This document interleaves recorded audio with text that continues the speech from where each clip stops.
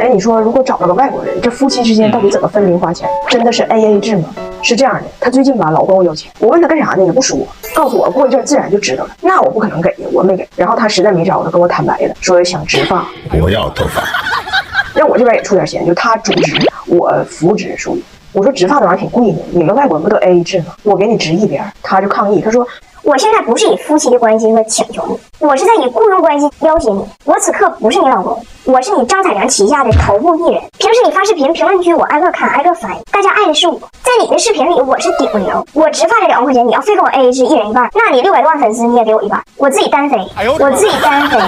我一听，我感觉就莽撞之中又有一丝道理。我说行，咱俩可以去就面诊一下。这个面诊的意义呢，就首先是要鉴定你是不是真正意义上的脱发。结果我们一进屋，医生看了一眼他脑袋，直接免试了。我说医生这么快呢？那脑袋你看一眼你就看着病根了。医生说我看着我牙上粘太久，粘太久。我一看他这情况病的也确实很重，我寻思要不给他植了吧。结果呢，价格比预想的还贵。因为啥呢？人医生解释了，植发这个事儿吧，属于把一个地区的毛囊转移到另一个地区，就可以这么转。也可以这么转，所谓拆东墙补西墙嘛。但是他呢，就西边的确很需要墙，但是东边又很不要墙。就东边日出西边雨，风吹草低见牛羊，没有给予的能力。那么呢，就还有一种办法，就是从身上其他的部位，比如腿毛摘下来往脑袋上补。但是呢，问题又来了，大胖媳妇的腿毛是直的，鬓发是弯的，而且呢，不光是她，就人的腿毛都是不长的，就那么长，这样植出来呢就比较参差，有长有短，有直有卷。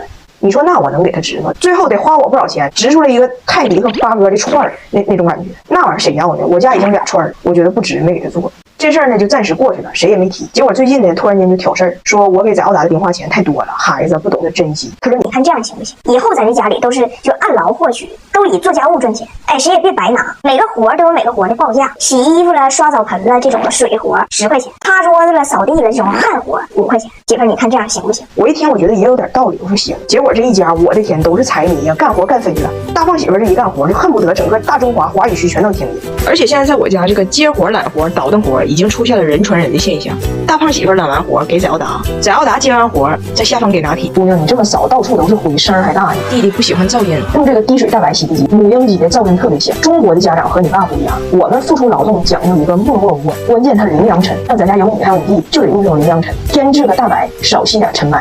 但是晚上，刚才我女儿跟我说，妈，我这一晚上我刷了那么多碗，洗了那么多双袜子，虽然是新的，我爸都搁那摸鱼，我拼死拼活给你干呢，完我就挣3块钱，就3块钱，3块钱够干啥的呀？我心寒不？我说不对，姑娘，谁给你的这个报价呀？他说我爸呀，他说你就给的这个报价，水活1块，汗活6毛吗？我说姑娘啊，你可长点心吧，咱俩还巴巴跟人算账呢，结果让这个来自加拿大的加菲给算计了。我是中介，我收服务费。有太多的粉丝问过我这个问题，就是彩玲啊，外国女的生完孩子是真不坐月子吗？这事儿我问过我加拿大婆婆，那月子肯定是没有坐的，那她不坐月子生完孩子做了什么呢？人家3个孩子每生完一个，第一个事儿就是让她老公给她买那个倒过来都不洒的冰激凌，还必须得是特大号的。用我奶的叫法就是3XL 嘛。北美的甜品号码我是知道的，她要是说这个桶是特大号，那基本跟尿盆差不多大吧。其实我感觉他们对冰的东西的依赖和咱们对热的东西的依赖是一样的，就不管有啥事儿，总觉得哎用冰镇一镇，它总会是有用的。我婆婆说她年轻的时候，就每个月最难受的这几天，人家就去游泳去嘛，还得挑凉吃的。所以我看加拿大的那个医院门口一般都有一个冰激凌店，这就跟咱们的医院门口肯定有卖热粥、热豆浆的是一个道理。我女儿2岁的时候在伦敦嘛，就是扁桃体发炎了。完上医院看医生说那就只能开点药，那小孩也不能多吃，就回家自愈了。我说的那他太难受了，我能做点什么让他舒服一点呢？然后医生说那就只能是孩子一疼你就给他吃个冰激凌吧。就我在这种环境下呢，说实话生老大的时候我也没咋坐月子，就我妈吧还真特意来伦敦就是要给我坐月子的，就说一定要坐。完我说行，我听你的。完我是早上4点钟生的嘛，那时候伦敦已经秋风瑟瑟，就满是寒意了。完事孩子刚生完，刚放我身上，也就5分钟吧。我的产婆就 hope 嘛，就是希望，就打开了希望的天窗。这个希望，所有窗哐哐哐全打开。我的产婆希望的意思呢，就是那得是打开窗户，让产妇吸收一下新鲜空气，还有小宝宝。给我妈气的，她一打开，我妈就全关上，我妈全关上，她全打开。完了，这产婆还问我老公，你这个 mother in law，你这个丈母娘有点焦躁啊，咋的恐高啊？你告诉他放松。我老公寻思，你放松吧，你再打开一次，他顺窗户给你撇下去。完，我妈就是在这看着这窗户嘛，就谁敢碰这窗户，他就必须得给摁死。但是他们就玩夹击，你知道吧？这时候就出现了一个护士长这么一个类型的人物吧，就趁我妈就防守都放在窗户的时候，给我领到了浴间，就跟我说：“亲爱的，咱们抓紧时间洗个澡。”我当时就没有啥感觉了，我觉得你说刚生完孩子就已经被这个太武河畔早晨4点钟的邪风就已经洗礼一遍了，那现在洗个澡又能如何呢？但是我在里头，我能听见我妈在外头找我，其实还挺有娱乐性的呢。我就听着她一听我被带到浴室洗澡去了，哎呀，给她气的，哎，薅着我老公喊，就这你媳妇让人领到浴室洗澡去了，你都不管。哎，你说这边一个带去洗澡去了，外边的不让关窗户，一会儿他洗完澡出来，这屋子过堂风，能给王八给吹翻壳子了，那不落病吗？给人往死里整，太损了，你个大傻狍子呢，搁这卖单呢。这时候呢，我洗完澡，迎着这个所谓能给王八吹翻壳子这过堂风，我就出来了嘛。然后我眼前是我生完孩子第一顿这所谓的月子餐呗，你们也能想象是啥了，就大凉三明治配冰水呗。其实这冰水吧，你要说它是水里边加了冰块，有点委屈它了。它其实是一堆冰块把里边填了点水，就是你听没听过一个童话，就一只乌鸦口渴了，就那个配图，就其实里边都是大块，完添了一点水。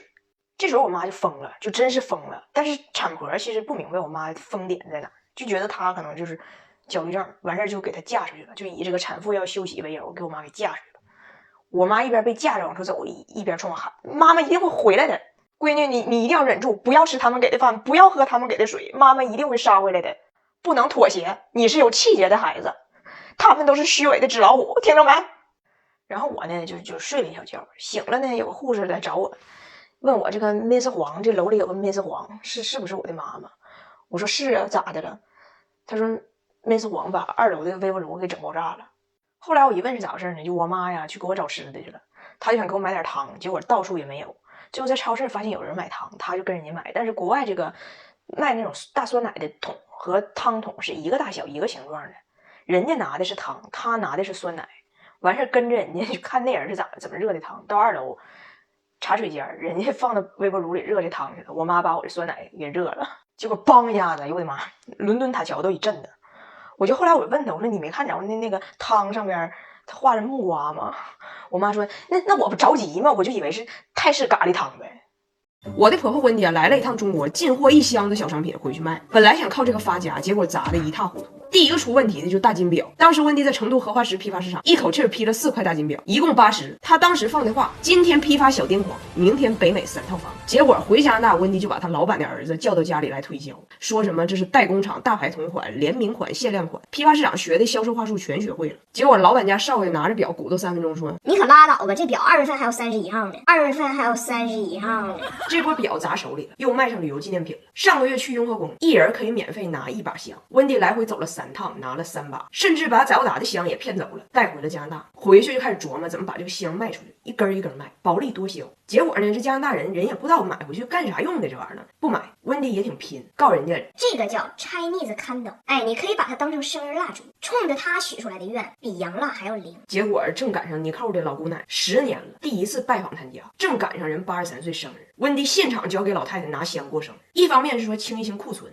另一方面就是给潜在用户打个样，把好评传出去。生日这就过上了，到了大寿的关键时刻，点蜡烛，蜡烛都折了。温迪说折就对了，这样更环保。这个香什么特点？就是你说它代表1岁，哎，可以；你想让它代表更多岁也可以。你看看现在1岁，看，哎，变2岁了；2岁，哎，变4岁，岁数随便掰，寿命 DIY。结果把蛋糕推上的时候，生日歌一起，屋里灯一关，黢黑一片，几个小亮点要灭不灭，忽明忽暗。这83高寿过的那叫一个风烛残年呐，风烛残年呐。温迪依然坚持，他虽然没有点亮房间，但他点亮的是梦想。然后大伙就吹这个 Chinese candle，他点不亮，他吹不灭，越吹越旺，越吹越红。而且这蜡烛量大呀，一蛋糕跟插秧似的。老太太吹蜡烛的时候还83呢，一炷香的功夫吹完84了，再吹，这有可能就人生最后一个蛋糕了。人生最后一个蛋糕。